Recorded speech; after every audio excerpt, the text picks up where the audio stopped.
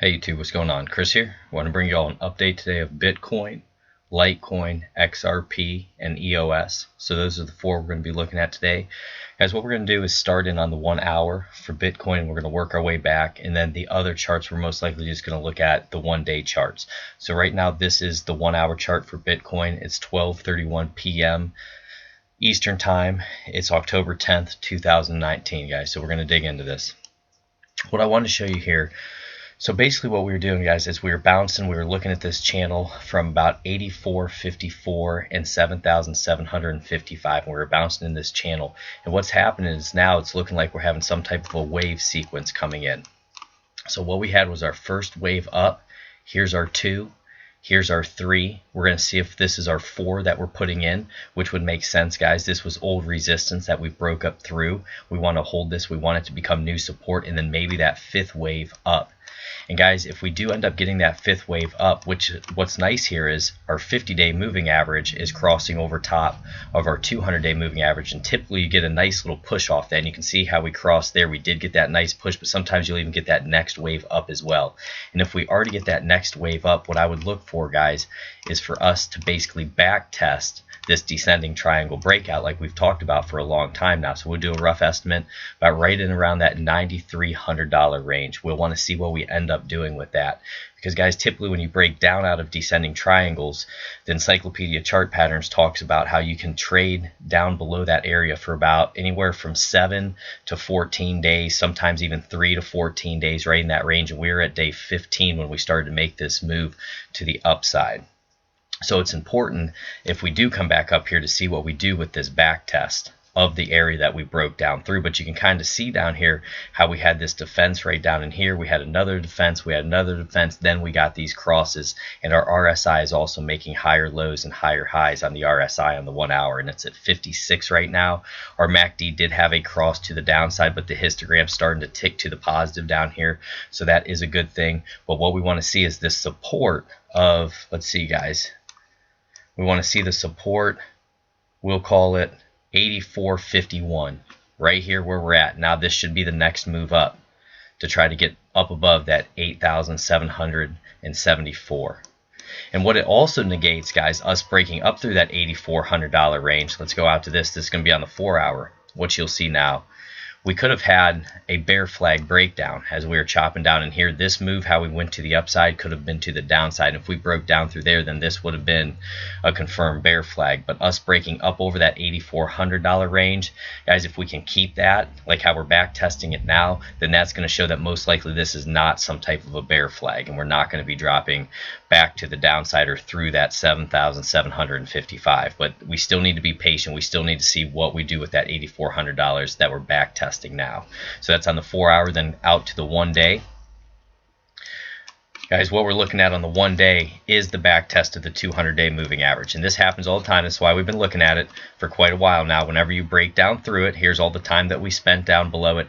Now what we're doing is trying to basically back test it here and see if we can close up above it. We did not close up above it in blue here yesterday. Do you see how we wicked up to it, but we didn't close up above it? We did not close up above that 20-day EMA either. You can see here we're seeing some rejection again today. But it could always be just one of these cool-off days. You see how we had a bullish engulfing candle here? Guys, we were looking at tweezer bottoms. We had our tweezer bottoms. This was a bullish engulfing candle. We had this little hesitation doji candle here, and then the next move was explosive. So that could be the next thing that's happening right now, guys, another one of these, and then we make that nice move to the upside. And we need to get back up over top of this 200-day EMA. We've been trading below it for too long now, in my opinion, because in every other bull market that we've had, we have not traded below it like we have now. So we need to get back up above that, guys, and hopefully we can have some type of descending triangle, busted pattern, because if that's the case and we come up here, let me get some of these lines off of here for us, guys, because I want to show this to you because it could be very significant. This is something else we've been looking at. All right, so we'll draw the top trend line here, and these are our lower highs that have been coming in. We're just going to try to get as many touch points as we can on here. Just like that. Okay, guys, so if we're to come back up here and we break out through this again and we have a 3% candle close up above that, we truly could run up to 60%. whenever you have a descending triangle busted pattern and you start having candle closes up above this trend line, you can really run hard very fast. Now obviously we look at other things like our 50-day moving average overhead resistance. We'd look at 10,705 overhead resistance. We'd look at 11,979 overhead resistance, and then around that 12,000, we'll call it $13,000 off the real body candle closes, then ultimately those wicks at around $14,000. But our histogram is taking to the positive. Right here we have a bullish MACD cross, so that's a good thing. Our RSI is moving up. We're over top of that 40 on the RSI. So now I'm just looking for that candle close up above that 200-day moving average, guys, and then we have to see what we're going to do with this overhead resistance, this descending triangle that we had here, and these lower highs that were coming in that were very powerful, and then we had that break to the downside. So that's Bitcoin. That's what I'm looking at, guys. Those are my targets. I really want to see if that 84.50 is going to hold as support, since we're back testing it now on the 1 hour. All right, so next one, let's get into Litecoin. And guys, if you get something out of this, let me know down low. And I also want to thank everybody who is leaving me very nice comments about having to put our dog down and just all the prayers you guys were giving us. I really appreciate that. The vet's coming here in about an hour and a half to end up putting our dog down. So I just wanted to get this in with y'all. I'm going to try to do it as quick as I can. But, you know, just trying to deal with the emotions today. But I just want to thank everybody who is sending their love. I really appreciate that. So with Litecoin, guys, we're still dealing with our lower highs and our lower lows. So right now we need to get back up above our 20-day EMA, which is going to be around 59.45. We're going to need to close up above that. And then we're going to need to get up above $63.61 is going to be my target. So what was support that we hit twice down here, it's now acting as overhead resistance, and that's also correlating with the 50-day moving average. So we're going to need to get back up above both of those, and then it'd be our next target around that $77. So those are targets to the upside. To the downside, if we are to break down through here, guys, I'd probably be looking to around that $50 psychological level. I want to see what we do with that 50, if it's going to get bought up there or if we're just going to keep getting a move to the downside. But what I want to point out is our histogram starting to tick to the positive here on the 1-day chart. We're getting a bullish MACD cross. Our RSI is pushing up. We're at 42, so there's plenty of room to run. But we're going to need some significant volume to get up over this. And it's also just waiting for Bitcoin. We're going to have to see what Bitcoin ends up doing. If Bitcoin pumps, I'm sure Litecoin most likely is going to follow it. If it dumps, then it could get dragged down, you know, with it. But what I wanted to point out, guys, really pay attention to these moving average. I've really been harping on them. But you remember the video, I don't know if you remember the video I did. I came on, I was swimming, and it was in between clients, and I said, hey guys, we broke down through this 200-day moving average. Be very careful.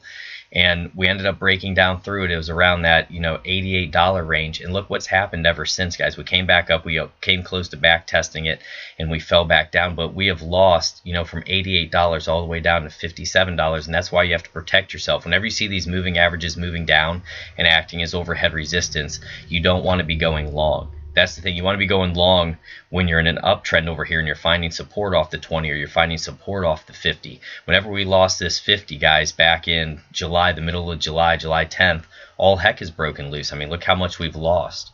So that's why I'm trying to teach people how to trade and really pay attention to moving averages, support and resistance, all those type of things. You don't want to catch falling knives. I've been there before, guys. I'm trying to teach people as much as I can here. Just same like with this death cross like we had here. Once we had the death cross, we've just been pushed to the downside. So we really need to push back up and start getting up through there. I'm glad to see a MACD cross. I'm glad the RSI is starting to move up. But those are my targets right now for Litecoin, guys. It's still being patient. Me personally, I'm not in a Litecoin position right now. I'm waiting till I have good confirmation and I see the trend change. I need higher highs and higher lows before I start jumping in. That's just my opinion. Guys, next one we're going to go to is XRP. XRP now is at an interesting spot. One second, guys. Let me grab a quick drink here. XRP is at 27 cents right now. We're down 3.49%. And what's happening with XRP and why today is so crucial for us, we are back testing the 50-day moving average. Okay? Right here, guys, if this is where it stops, this would just be a lower high. Do you see how many lower highs we've had throughout this trend, just like that. We're having lower highs and lower lows coming in. So it's important that we can set a higher low and get a bounce off this 50 and come back up and get over top of this 31 cents. That's going to be this high right here. We need to take that out, and that's also going to correlate with the 200-day moving average. So that's going to be a tough area to get up over top of, and we need to get up over top of it with strong volume. On heavy volume, you can see how we've pushed up, guys. So in the short term, we had a high, higher low, higher high. We're trying to set a higher low, come up and maybe get that higher high over top of that 31 right now. What we're looking at in terms of the indicators, our histogram starting to tick down a little bit. Our MACD starting to curl down a little bit. It has not crossed to the downside, so we do not have confirmation there. In terms of the RSI, we're at 54 right now, so we're kind of just cruising neutral. And we're going to see if we can come back up here and try to test that 31 if we can find support off this 20 EMA and this 50. So the candle close today is going to be very important. If we could close a nice strong candle off this 50, have good support off it, then we'll have to see if we can go up and make a nice move there to that 31. If we do start breaking to the downside, then I'm going to start looking around that 25 cents in terms of support. I want to see if we end up holding that. So that's XRP, guys, and then let's go into EOS. Look down here so you guys can see some of the stocks, different things I've been looking at. Let me find me EOS. There we go. All right. So EOS, we're at $3.11 right now. And what we're looking for with EOS is to see if we can get some type of a trend line break. Same deal. We're having lower highs and lower lows coming in. We're waiting to see if we can get a 3% or more candle close up above this trend line, guys, on heavy volume. We need to get up above that 50-day moving average as well. We've been basically ridden by, we've had a couple days where we popped out of it. We had a nice close here, but when Bitcoin dumped, we fell down pretty hard. But for real, we ended up losing it on the 27th of June. So we are definitely in an intermediate term downtrend right now for EOS. And EOS needs to get up over these key areas, come up here, try to get over top of $4.12 and start making those higher highs and higher lows. We still have our 200 acting as overhead resistance right now, guys. So some key areas that we really need to break out of. But I'm going to be watching this trend line and see if we do get a nice 3% or more on a one-day candle close, guys, up above that trend line, and that would be a confirmed trend line break. So I want to point that out there. We're at 45 on the RSI, so a little more neutral there. Our MACD, we're just really tight, just moving sideways there. So it's basically just waiting for the break on EOS, or I'm sorry, on Bitcoin, to see what EOS is going to do, because we basically, guys, this entire move here, how we were in an uptrend, it's been the same thing now in a downtrend. And you see over here how we got this first nice candle that closed up above the 50 on good volume. That's what started it all. The rest of this move, we were up above this 50-day moving average for months, 2 months or more. And then once we lost it at around $6.61, we've just been having lower highs and lower lows. Those are the things that I'm looking at, guys. I want to chase trends. I want to find them as soon as I can in the short term, bust them to the intermediate term, and then ride them to the longer term. That's what I'm about. That's what I'm trying to do here. So just be patient on EOS. Let's see if we can get that trend line break. If we do get a nice trend line break, we need to get over the 50. We need to get over the 200. And then around that, we'll call it $4.70. And then to the downside, we'd like to see $2.24 as support. Okay, so guys, if you like these videos, like, subscribe, hit that notification bell. I appreciate you all being here with me today. Do the best I can to get back to the comments tomorrow. Today's just going to be a tough day. I'm going to be with my wife and spend some time with the family. So God bless you all. Take care.